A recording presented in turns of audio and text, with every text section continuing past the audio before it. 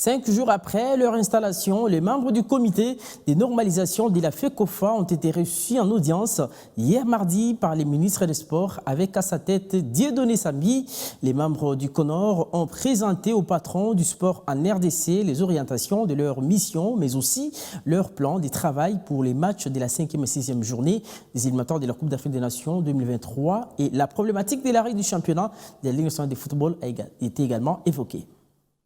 À peine investis à la tête de la FECOFA, les membres du comité de normalisation mis en place par la FIFA ont échangé avec le ministre des Sports et Loisirs, François-Claude Kaboulou-Mouana Kaboulo, sur le plan des relances du football national. Nous sommes venus, comme vous dites, 4 jours après notre installation, présenter nos civilités à son Excellence le ministre des Sports. Nous avons également passé en revue d'autres aspects liés au football. Conduite par son président Dieudonné Sambi, la délégation du comité de normalisation a abordé les questions en rapport avec l'avenir des championnats nationaux et les prochaines rencontres des léopards de la RDC dans les éliminatoires de la Coupe d'Afrique des Nations 2023, rajoute Maître Guy Kabea, vice-président et porte-parole du CONOR. Il s'agissait essentiellement de préparer le match des léopards, le prochain match qui aura lieu prévu jusque-là en juin.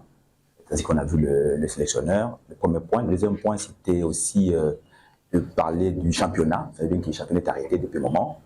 Il y a une réflexion qui est en cours pour voir ce qu'il faut faire. Déjà, en fait, le ministre insiste sur il ne faut plus qu'il y ait improvisation. Donc, il veut qu'on anticipe. Nous sommes près de 2 mois quasiment maintenant du match, un peu moins d'ailleurs, mais un peu plus d'ailleurs. Donc, il faut déjà qu'il n'y ait plus d'improvisation.